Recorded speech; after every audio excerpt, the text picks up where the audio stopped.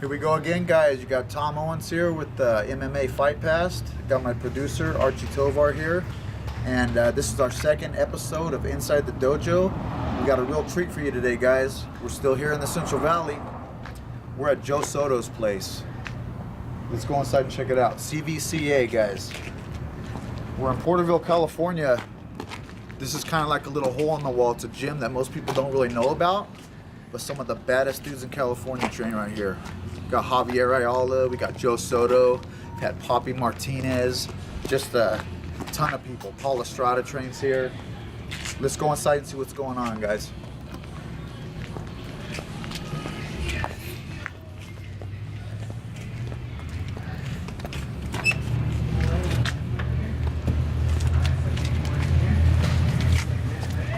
Yeah. All right, here we are, guys. CVCA. Just come on in, fella. So my partner will get the outside control that take control when we're ready.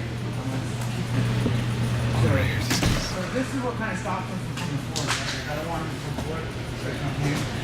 Alright. That's the man himself right there, Joe Bad Mofo Soto. This is me out, and I pull his head. Now once I got his head here, okay, now I can just go to a regular easy and lock my legs around. I'm gonna be quick here, right before he passes. I'm gonna fall to this side, lock my legs around and squeeze. Alright? So that's just a regular guillotine, right? On this side, wrap my legs up and squeeze. Got it? What's up, Joe? Hey, what's going on, man? There he is right here. This is the guy. How's it going? Joe Soto, how you doing, my brother? Good. Good. Thank you for inviting us in, man. Oh, yeah. Really appreciate it. Javi, how you doing, sir? So good to see you, brother.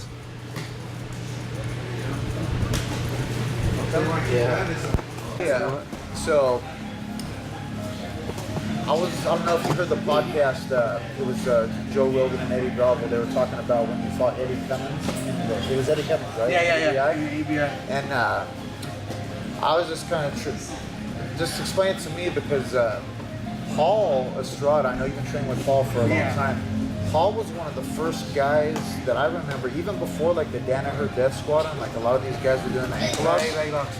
Paul was going out there and he was leg locking everybody. I remember he came to my gym and he just opened up a can of leg locks on everybody. Then I started seeing him put it on people in tournaments and stuff. Was he a big influence on you on your leg locking? Yeah, like I started off with Paul Estrada and Ron Halsey, and we're working at Paul's garage. A lot of their stuff was like probably the first submission I learned was probably a strength lock, you know what I mean? So that was probably the first. I'm a small guy, I'm usually smaller than everybody. So I got to get what I can and take, attack the weakest points in everybody without having to use strength. And I gravitated towards the leg lock. And they showed me that was some of the first things they kind of showed me. This was probably, 2005? Yeah, it was way back then. So my leg lock game was pretty good around 2005, 2006 already. By 2006, 2007, I was really pretty good. And then I ended up going Would you attribute a lot of that to Paul? Yeah, exactly. Paul. Because when you hopped in there with, like nobody wants to hop into a leg lock fight with Eddie Cummins. I'm serious, man. And I was, even though I think he caught you in the end of it or whatever with the hook, but man, you hopped right in there and really went for it, dude. I was really impressed by that. And he was giving credit. I think Eddie Bravo was giving credit to Dave Terrell, and I was just like, you know what? I think Paul. Nobody knows about the guy. So my leg lock game was pretty good, and then in about 2009, I went up to go train with Dave because I was getting ready for Bellator, so I went up there and they're really good. Dave is really good at leg locks too. So I had a good understanding of them already, but Dave obviously helped me out and made big strides on my leg lock game. I'm going up there with Dave because all those guys are leg lock guys too. Are you still training with Dave? Yeah, so I go up there once in a while. It's hard now because it's a 6-hour drive. You got this going on and everything. Yeah, so I'm pretty busy, but I try to get there. That guy's family, so I try to get there all the time. Yeah, they're good people. They have a good. Dave has like a huge school with. He's tremendous. Dave is tremendous. And his gym is like everybody. You go there. Like if I go there, everybody's trying to kill me. Oh yeah, you got a bullseye in your back. Oh yeah, everybody's trying to tap me. So when I go there, I get the jitters. Like I get a little nervous. I start breathing hard. Isn't that Because I know I'm crazy? about to go for more. You've been training all this time. You used to get that feel. I get that feeling too. I got about. there's like a Dave's with like 20, 30 guys that are really good they're at killers. Yeah. So how is it for you when you go out, when you go into a gym like that? Dave's just probably like the toughest gym I've ever. Can you still go into a place like that though and just get tapped out by people? You know what I mean? You know how it is in the game. Yeah, like a gym I'm pretty good at not getting tapped, but like the last time I was getting ready for my weight fight, it was I went up to get ready for a fight and I got tapped a few times. I don't hardly ever get tapped anymore, but when I go there, I did it. Yeah. And then like it's cool though because like I learned. That's how you get good. They have so many good guys. Their game's like constantly progressing. So they'll tap me and stuff, and I'll be all right. What was that? And then I'm like, wow, like I've been rolling 13 years, and and like I said, like sometimes they'll show me stuff I haven't seen. So you feel like he's one of the better instructors. Now Dave, if I go roll with Dave, he'll tap me. He's amazing. I've trained with Dave. He's like freaking it's like tremendous, dude. it's like I don't even really roll with him because it's like not really a point. That's probably one of the the guys that could just have his way with me most. So, what do you see going on in your future? Do you still want to fight in the cage or what? I don't know. Right now I'm like. Are you pretty content? Because you've done a lot, man. Yeah, like you've done a lot. In my eyes, like you've done a lot, dude. Yeah, like I feel like You I don't have. really need to. Obviously, I feel like there's stuff I didn't accomplish, but I've kind of. Do you have that feeling of the unfinished business? There's things I wish I could have probably done or but I think I'm like if I'm 40 years old or something like later on, I'm always gonna want to fight and stuff. So like I kind of. But you're 31 right now. 30. I'm 31. But how does your body feel? Feels pretty good. I mean, I feel like a 41-year-old. No, because honestly, how many years have you been on the mat with wrestling? So wrestling. So I've been training since I was 13. So I'm 31. How many years is that? I'm not really that great at math, like.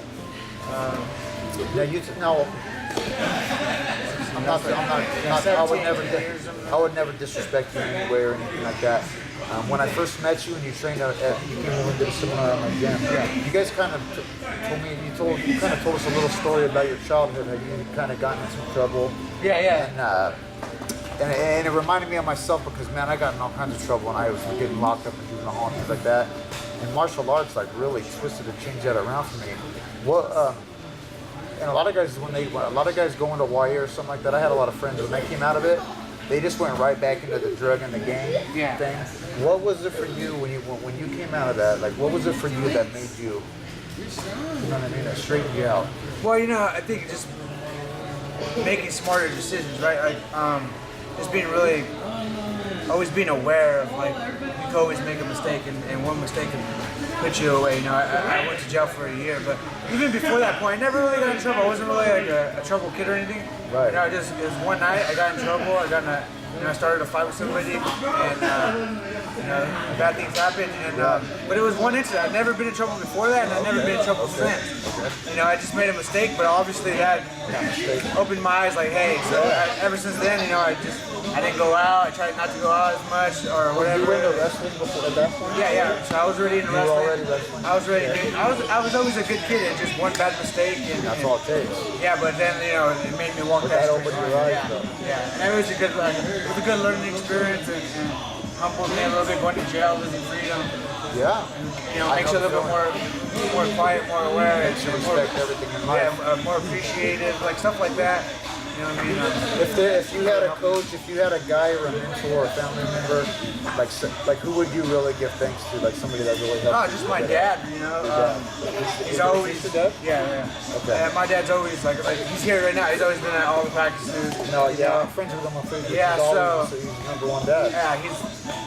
Anytime, anything. Now, was he in the combat? No. He was never into really not too many sports. Just like what he saw with you with it? Yeah. He just kind of let me find my own thing, and he's just always been there to support me, and never to push me or anything like too much. He's always been supportive, not over. Some parents are overboard with it, but he's always been there, and always helped me, through the way, give me advice, and Now, one thing I noticed with your gym here, you got like a lot of gyms when they go for leg locks and things like that, and they're wrestling hard like you guys. Like I see a lot of injuries now. Tonight I witnessed about 50 different people go get leg locks, and everybody had such great control. You know what I mean? And that's really impressive to me. So, are you big on that?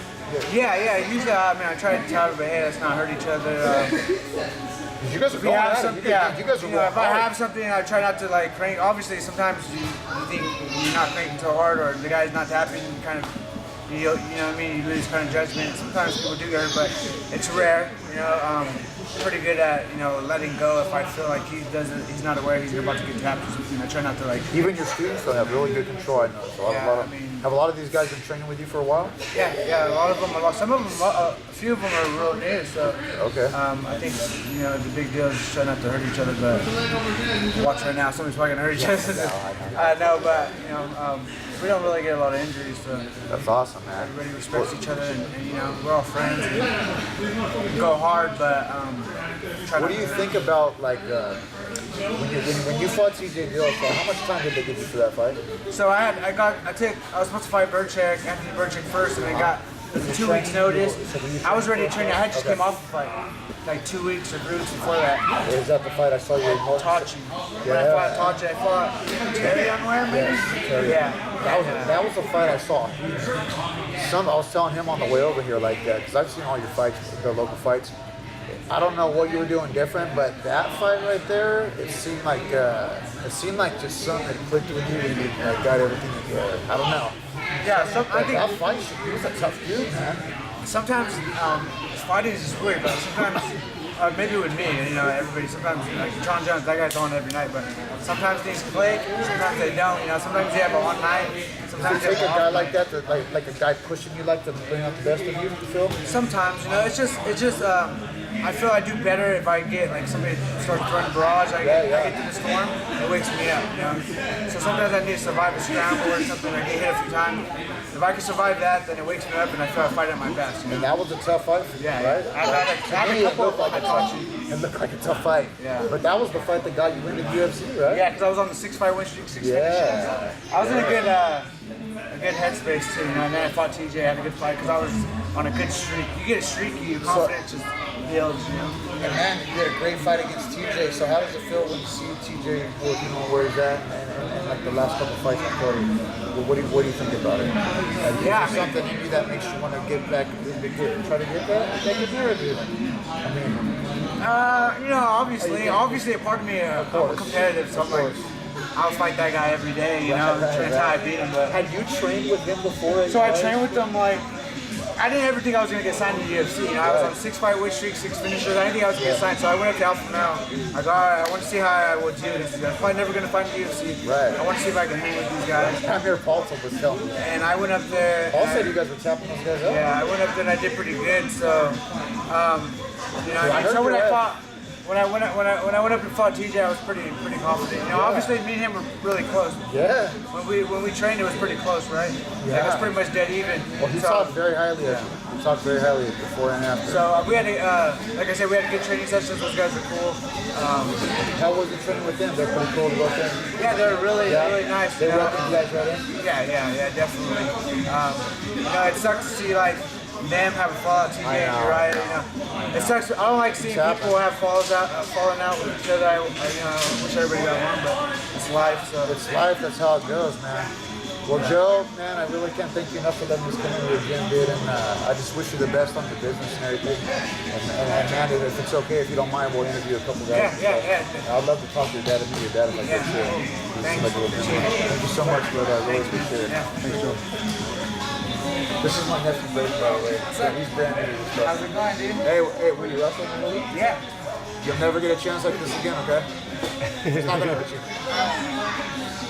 Don't hurt me, I'm getting old. All right, so I'm here with Javier Eye Candy. I love that nickname, dude. I was listening to one of your interviews today on how you got the nickname. That's crazy. Someone just threw it out there. Yeah, it was actually it was one of my coaches at the time, and now he's still a really good friend of mine. But who was it?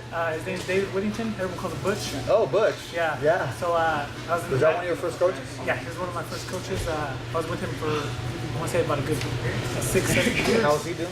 He's doing good. Is he still teaching and coaching? No, he's actually focusing a lot on his son's wrestling now. Oh, okay. So his son's his son's pretty good in wrestling. Yeah, his son started Blossom right now, and he's focusing a lot on that. How long have you been training? It's going on, I want to say 11, 12 years now. Since I first got into MMA. That's in the Navy. Did you start in wrestling? Yeah, I wrestled. You were a kid?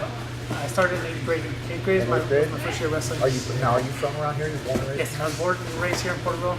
So you started wrestling in Porterville? I actually started. Yeah. I actually started in at Martin Middle School. Oh, okay. So it was just like freestyle wrestling? Or It was collegiate wrestling, and then I went on to high school, and then I started wrestling like there. I started getting to freestyle, and I started I super fell in love with it. So Yeah. I really started wrestling, and then Joe's my older cousin, so it kind of. Oh, Joe's, you related to Yeah, Joe's my older cousin. Oh, okay. He's my big cousin, big/little How cousin. old are you?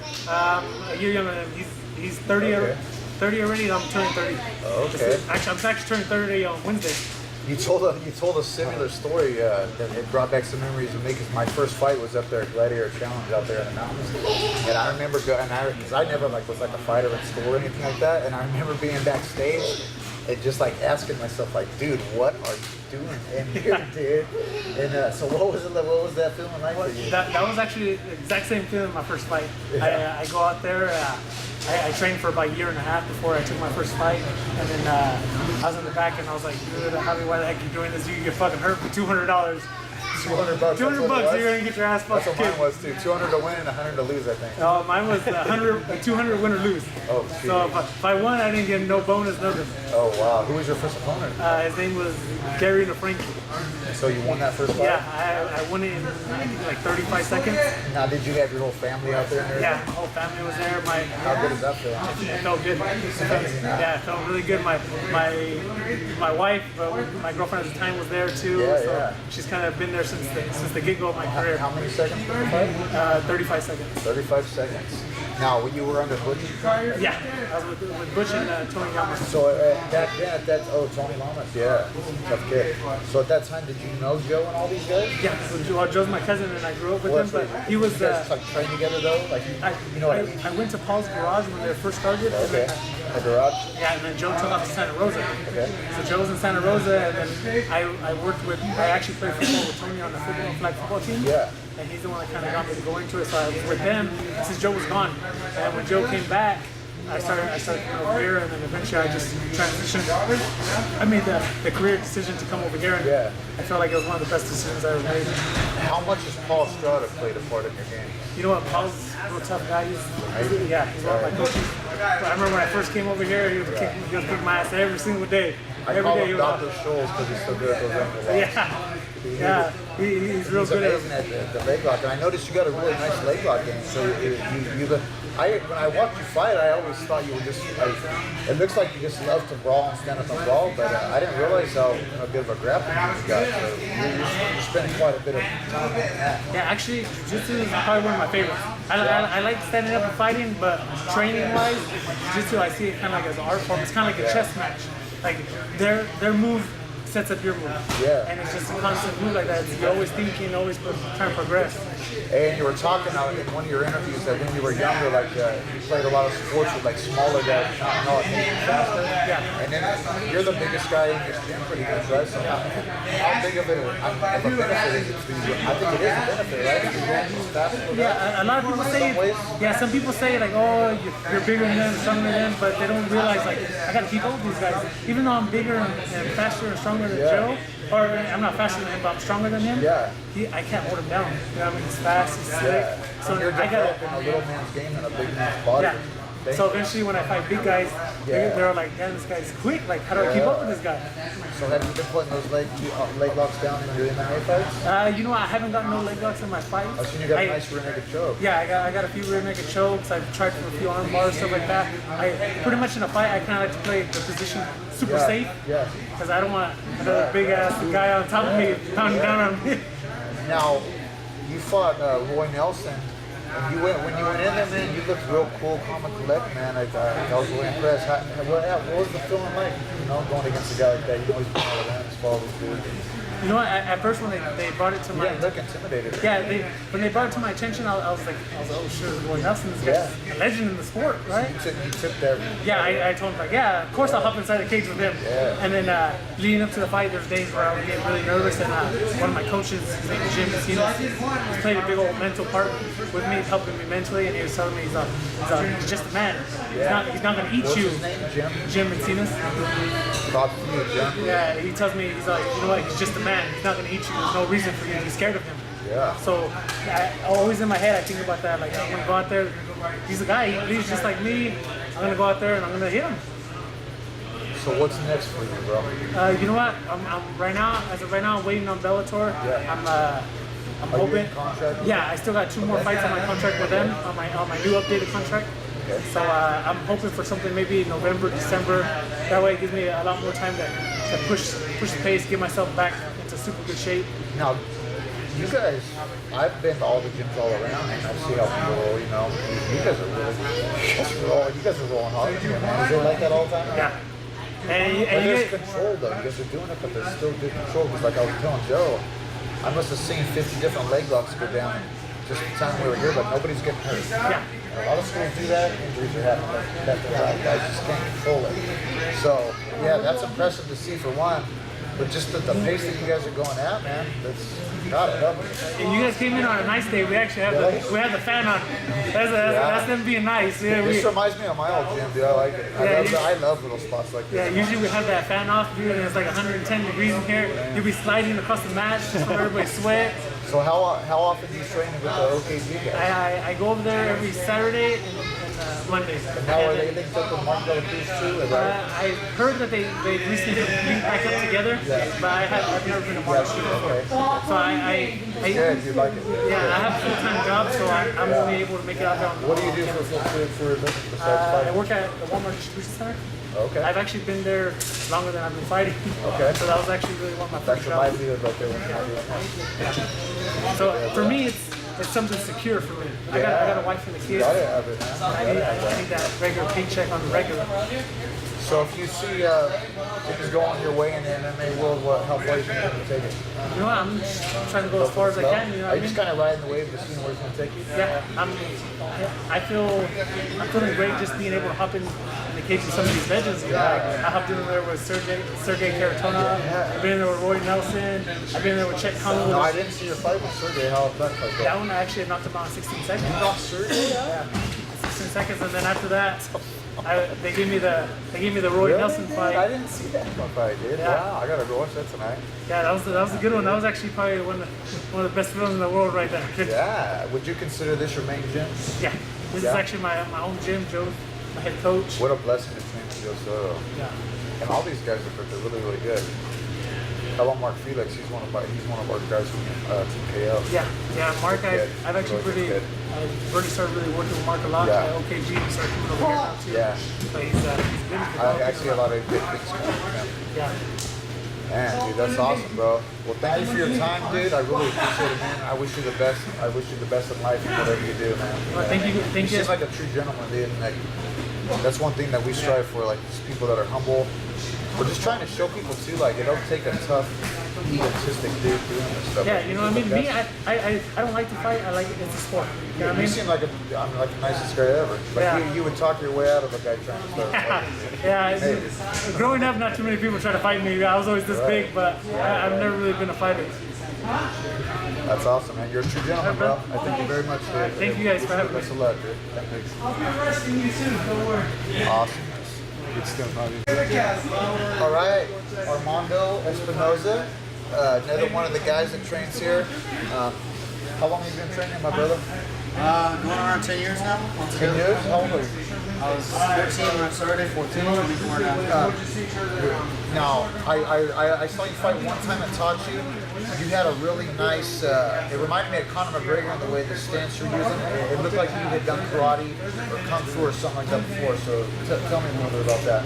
Is that what you started with? Yeah, I started off and we actually had 2 gyms. There was a karate school and an MMA school in the same spot. Yeah.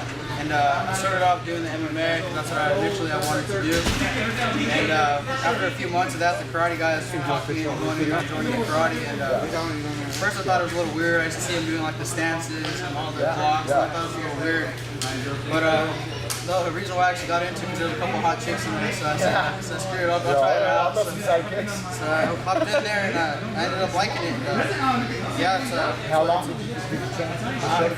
karate to this day. You still do it? Still do it. Yeah. And so, not a lot of guys that have that kind of stance in there. I can tell, man, it was really throwing the dude off. How long have you been mixing in the grappling? With Joe, I just started doing grappling with Joe when I was around 19, 18. Okay. Yeah, around there. I started coming out here off and on though. Rapping coach? Yeah, he was. I came out here for about like 6 months when I first met him, Yeah. and then he's the one that actually hooked me up with Dave, and actually stayed at Dave's. Yeah, I lived at the couch on. Oh, you did? I slept on the couch for a year at Dave's. Oh, really? Yeah. Oh, wow. Yeah, how big of an impact did that make? That was a huge impact. That's where I give a lot of credit to Dave and those guys up there for helping me out a lot with my ground game. Now, when you were up there with Dave, was it mainly Givas or were you doing It was all Givas. It was all Givas? Wow.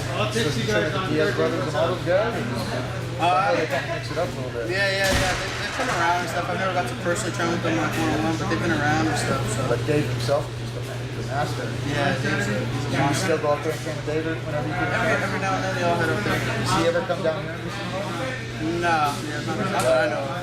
Okay. So what's next for you? Are you fighting again pretty soon? Yeah, I'm hopefully looking to get in there in February. February, back at Tachi. How many pro fights do you have? 4. You got 4 pro fights? What is your record? 3 and 1. 3 and 1, okay. That's awesome. So did you start as an amateur?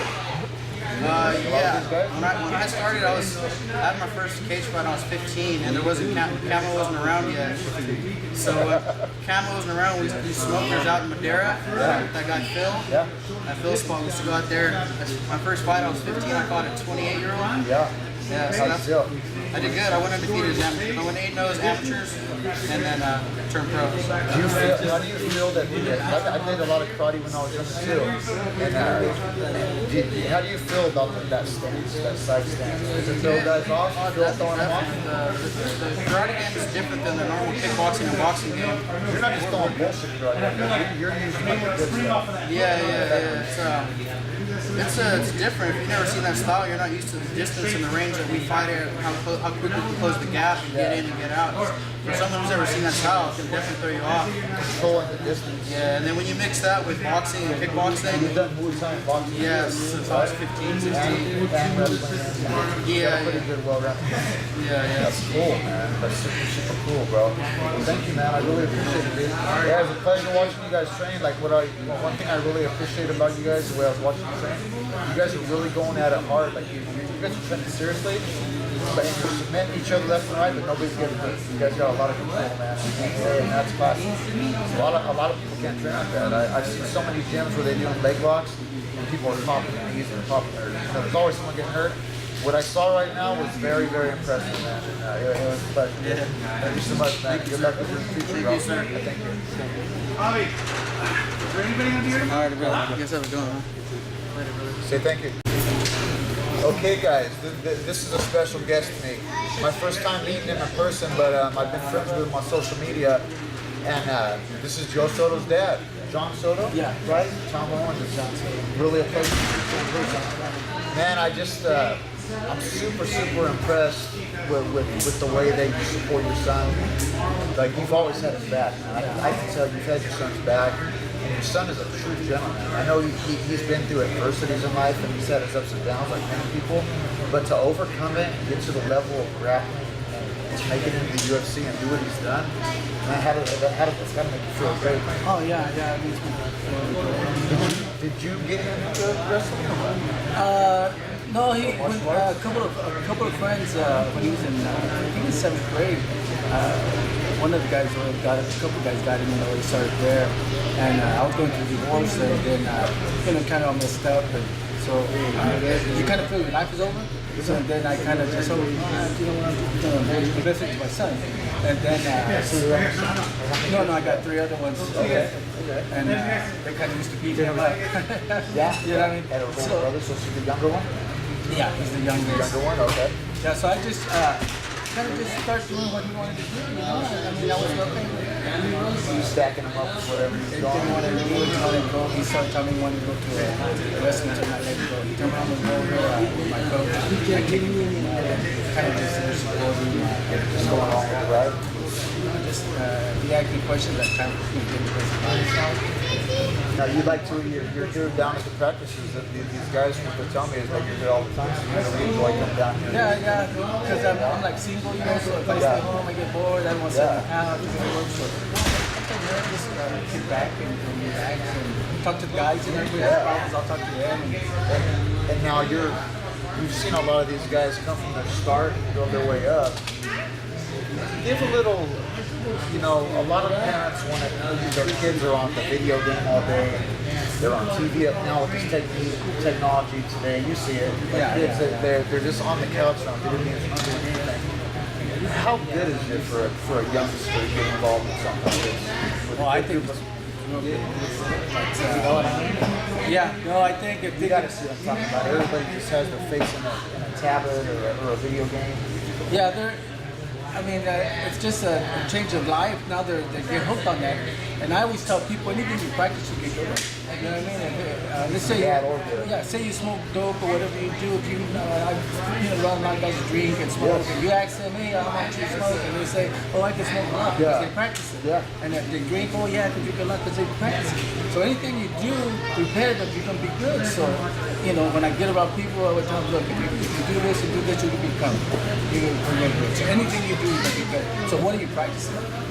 So you just who are you hanging around? Who you hanging around? Because you get influenced. What kind of behaviors? So I'll tell them behaviors about practicing and try to show them who they're around. You know what I mean? So I can only tell them certain things. So if they receive it, it's like Right, that's right. You can tell them. You can lead the horse to the water, but he doesn't have to drink. Man, that's really something else, man. So, what did it feel like for you to see? I'm sure you pay attention to all the UFC fights, and you've seen the last couple of fights like TJ Dillashaw, Cody Garbrandt. Your son did far better than Garbrandt in both those fights. So that's gotta. I've always seen what Joe. He can do anything. You know what I mean? So when I go in and see him fight, they always tell me, "How you worried about it?" Only more guys. When you fight, hey, you're gonna hit and what do I do? But he's doing what it looks like he does. I've always told him, whatever you want to do, I'm there for you. And extra advice, I'll try to tell you the best advice. And he's always been. One thing about Joe, he's always listening. And one thing I've noticed about Joe, I met a long time ago, is he's always been really, really humble. Was that something you got in you? Because a lot of martial arts a lot of martial artists that have that kind of skill, they don't have that, you know what I mean? They got that ego that goes along with it. It's rare, it's really rare to meet someone like your son and like Javier. They're true gentlemen. You know what I mean? Yeah. They can literally kill you with their bare hands. They're super good martial artists, but they're like teddy bears in life. They got the humble, the ego's gone. What happened with Joe is back in the day, I was doing a lot of messing up pretty bad, so I got tired of it. So I went to a Christian home and all this stuff. So Joe was actually raging. I took him to City Knowledge Conference for and all this stuff. So Joe was getting some stuff, this other stuff, you know what I mean? So downloading the good stuff. Yeah, so I don't know how many people know about Joe. Ever since Joe was born, he was in the church. So that's what really helped me with the church and going to teaching. And that's why Joe is a little different, or maybe a lot different, because in that, I was always telling him, it's not just about being physical, it's spiritual. But being spiritual, about staying away from everything else. And if you want to be good something, you got to leave everything else. We used to go jogging. And I used to tell him, when he was doing wrestling, we go jogging, and I tell him, he's so tired, but everybody else is watching TV, probably drinking, doing something that you know. And it's going to pay off on the day, so we go out jogging. And I always talk to him. That's what Joe talked to him. And I think that's what I was there. Every minute.